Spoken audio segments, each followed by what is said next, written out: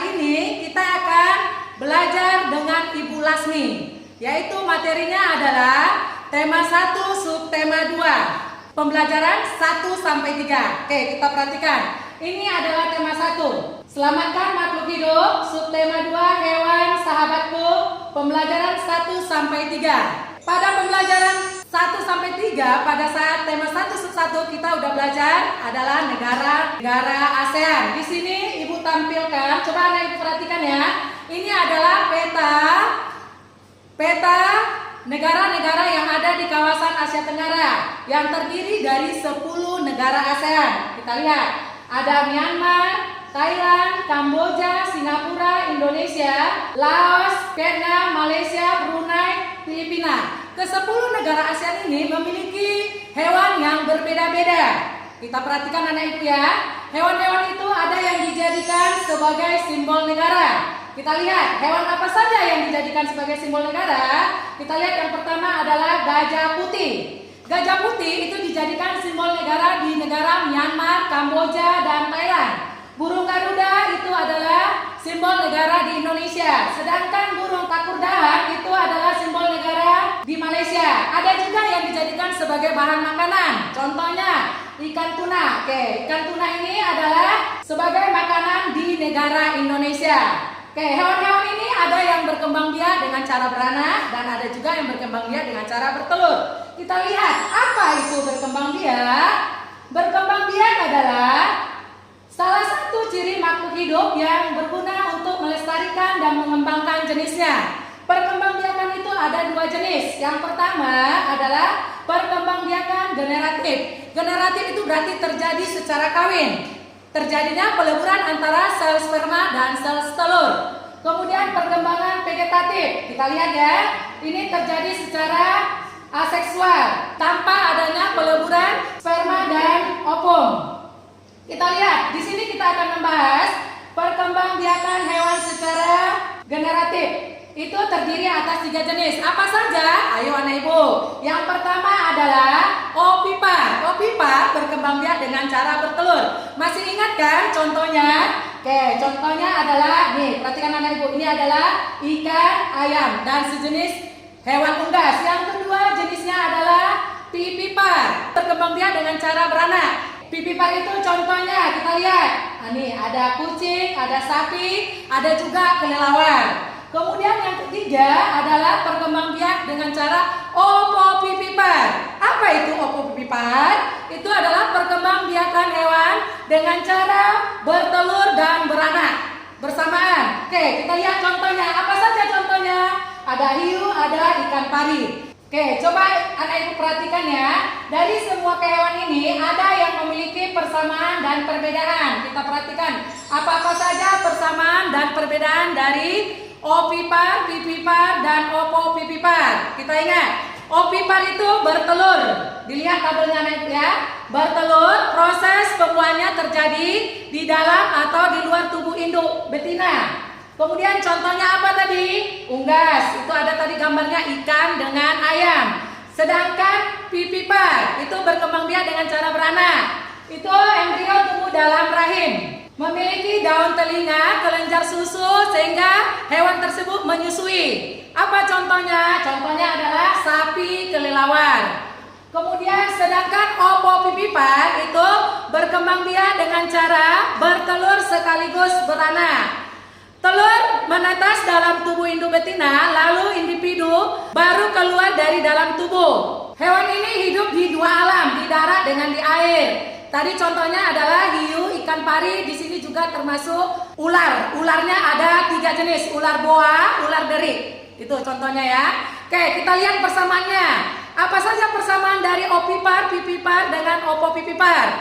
Persamaannya berkembang biak secara generatif. Terjadi pembuahan antara sel kelamin jantan dan sel kelamin betina. Kemudian dia menghasilkan individu baru. Hewan-hewan ini akan membantu kegiatan ekonomi di negara-negara kawasan Asia Tenggara. Oke, kita lihat ya. Hewan-hewan apa saja yang membantu kegiatan ekonomi di negara-negara Asia Tenggara itu ada ikan tuna, ada gajah, ada hiu, ada ikan pari. Kita lihat potensi ekonomi negara-negara ASEAN. Coba anak ibu perhatikan ya. Potensi ekonomi negara-negara anggota ASEAN. Kawasan Asia Tenggara terletak pada jalur perdagangan dunia sehingga menjadi jembatan kegiatan perdagangan kawasan Eropa dan Asia Timur. Apa peranan ASEAN? Yang pertama, sebagai wadah untuk menghindari persengketaan yang mungkin timbul. Yang kedua, membentuk kerjasama kawasan ekonomi dan menghadapi era pasar bebas, yakni dengan mengadakan kesepakatan dengan AFTA yang dapat meningkatkan daya saing dengan negara perdagangan ini. Apa saja kegiatan ekonomi negara-negara di kawasan Asia Tenggara? Kita lihat yang pertama adalah, coba perhatikan, ini adalah negara Brunei Darussalam. Apa kegiatan ekonominya? Kita lihat, pengekspor gas dan minyak bumi yang menjadi sumber penghasilan utamanya. Yang kedua, memiliki pendapatan per kapita tertinggi karena gas alamnya. Kita lihat negara yang kedua. Coba anak ibu perhatikan ya gambarnya ini. Kita lihat ini adalah areal pertanian. Ini negara Filipina. Apa kegiatan ekonominya? Kita lihat kegiatan ekonominya. Mata pencarian sebagian besar penduduknya adalah pertanian. Hasil pertanian yang diekspor yaitu nenas, padi, kelapa, dan gula. Kita lanjut negara ASEAN yang berikutnya adalah Indonesia. Kita tahu bahwa Indonesia itu memiliki kepulauan lebih luas daripada daratan. Apa kegiatan ekonomi yang cocok negara Indonesia? Kita lihat yang pertama, negara kepulauan terbesar di Asia Tenggara. Indonesia mengekspor minyak, gas bumi, tekstil, produk-produk dari kayu. Pertambangan menjadi salah satu pintu masuk para pengusaha mancanegara ke Indonesia. Kita lihat negara selanjutnya adalah Kamboja. Hampir sama dengan Filipina ya. Ini adalah pertanian. Kita lihat kegiatan ekonominya apa. Ini pertanian yang sangat subur karena dialiri oleh Sungai Mekong sehingga daerahnya subur. Mata pencariannya adalah pertanian yang menghasilkan padi dan karet. Kita lihat negara selanjutnya adalah Laos. Kegiatan ekonomi negara Laos, mata pencarian penduduknya pertanian yang dilakukan di aliran Sungai Mekong.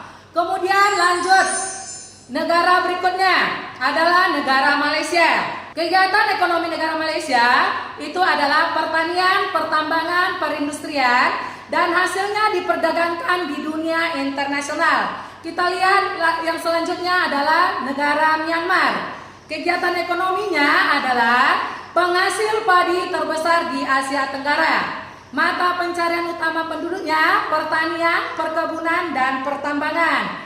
Kita lihat negara yang berikutnya adalah negara Singapura. Pasti anak ibu sering singgah ke Singapura ya, bertamasya pada saat libur sekolah pasti berkunjung ke Singapura. Kegiatan ekonominya di sini adalah ini merupakan salah satu kawasan ASEAN yang sangat maju. Karena maju, dia menjadi negara transit teramai di Asia Tenggara. Kita lihat yang berikutnya adalah negara Thailand. Kegiatan ekonominya penghasil beras terbesar di Asia Tenggara. Karena dia penghasil beras, maka dijuluki sebagai lumbung padi ASEAN. Selain sebagai lumbung padi ASEAN, Thailand juga dijuluki sebagai negara 1000 pagoda dan gajah putih. Penghasilan utamanya adalah sektor pertanian. Kita lihat yang selanjutnya adalah Vietnam. Dari gambarnya kegiatan ekonominya adalah perekonomiannya dikenal melalui bidang usaha, jasa, bisa perhotelan, restoran, dan alat transportasi yang terdapat 2 sungai, yaitu Sungai Mekong dan Sungai Songka.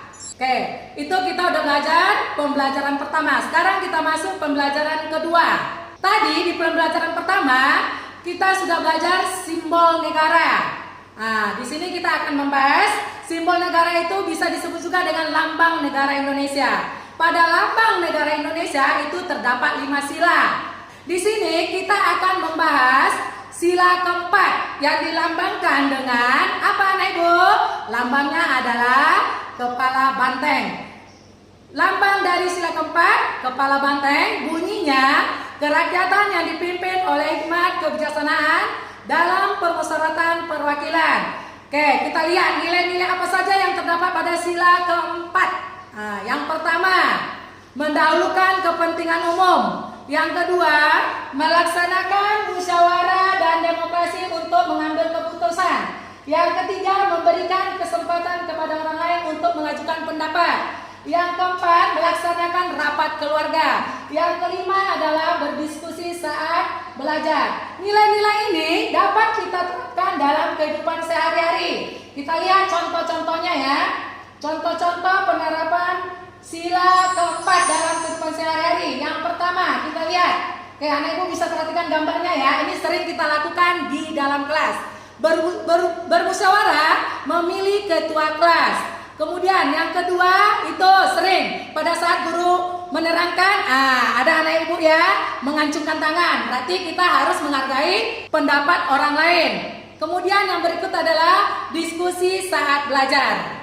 Yang terakhir adalah ini, kalau kita keterampilan, ada juga yang bekerja sama untuk membuat patung. Oke, anak ibu masih ingat kan? Apa itu patung? Patung merupakan salah satu karya seni berupa 3 dimensi. Di sini kita akan membahas patung berbentuk hewan. Bisa kita gunakan dari tanah liat atau plastisin. Kita buat patungnya berbentuk bebek, ini dia ya. Kemudian yang kedua berbentuk ayam. Yang ketiga berbentuk gajah. Teknik untuk membuat patung ini bisa kita gunakan teknik usir. Apa itu teknik usir? Teknik usir adalah cara membuat patung dari bahan lunak seperti tanah liat, plastisin. Tadi di PB1 kita sudah belajar tentang perkembangbiakan hewan. Perkembangbiakan hewan itu dapat kita buat dalam bentuk peta pikiran. Peta pikiran adalah penyajian data informasi penting dalam bentuk diagram yang saling berkaitan. Kita buat contohnya. Contoh peta pikirannya adalah perkembangbiakan hewan. Oke, anak ibu bisa perhatikan ya. Ini dia. Peta pikirannya perkembangbiakan hewan. Dibagi menjadi 2, generatif, vegetatif. Yang kita bahas tadi di PB1 adalah generatif, ovipar, vivipar, ovovivipar. Kita buat lagi cabangnya vegetatif. Vegetatif itu ada 5. Membelah diri, contohnya amuba, spora, plasmodium, tunas, hidra, parthenogenesis, lebah, kutu. Fragmentasi contohnya cacing pipi. Inilah contoh peta pikiran. Perkembangbiakan pada hewan bertujuan melestarikan jenisnya atau individu baru. Kita mengetahui di Indonesia itu terdapat beraneka ragam jenis. Nah, di sini kita akan membahas hewan atau fauna dibagi menjadi 3 jenis oleh Alfred Weber dengan Wallace. Kita lihat yang pertama adalah fauna atau hewan Asiatis. Fauna ini berada di bagian barat, khususnya di Pulau Jawa, Sumatera, Makassar, Kalimantan, dan Selat Sunda. Apa saja contohnya? Kita lihat contohnya. Contohnya yang pertama adalah harimau. Yang kedua adalah beruang. Yang ketiga adalah tapir. Anak ibu ini pasti lihat ini tapir nih, jarang dilihat kan? Ini dia gambar tapir. Yang keempat adalah kera. Ini udah biasa, ini menyerupai manusia kita sendiri. Yang berikutnya adalah badak. Dan yang terakhir contoh hewannya adalah gajah. Inilah contoh-contoh hewan yang termasuk Asiatis. Terletak di mana tadi anak ibu? Jawa, Sumatera, Makassar, Kalimantan, dan Selat Lembah. Kita lihat jenis hewan yang kedua adalah hewan Australiatis. Ini berada di Indonesia bagian timur. Terletak di daerah Papua dan Kepulauan Aru. Oke, coba anak ibu ingat-ingat. Apa saja contoh-contoh hewannya? Kita lihat ya. Contoh hewan yang pertama adalah cendrawasih. Yang kedua adalah burung kasuari. Dan yang terakhir adalah kanguru. Oke, inilah contoh-contoh hewan yang termasuk Australiatis. Yang terakhir adalah jenis hewan peralihan.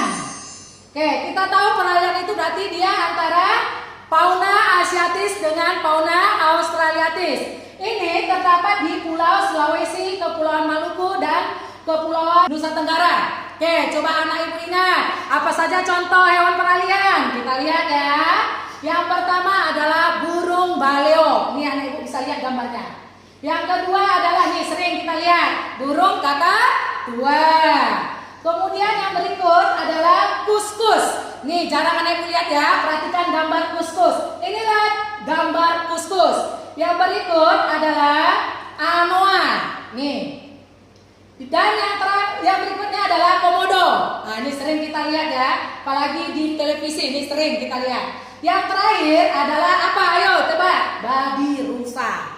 Inilah contoh-contoh hewan yang termasuk fauna peralihan. Demikianlah pelajaran kita hari ini. Semoga membantu anak ibu untuk memahami pelajaran tema 1 dan subtema 2 PB 1 sampai PB 3. Ketemu lagi, kita lanjutkan video berikutnya.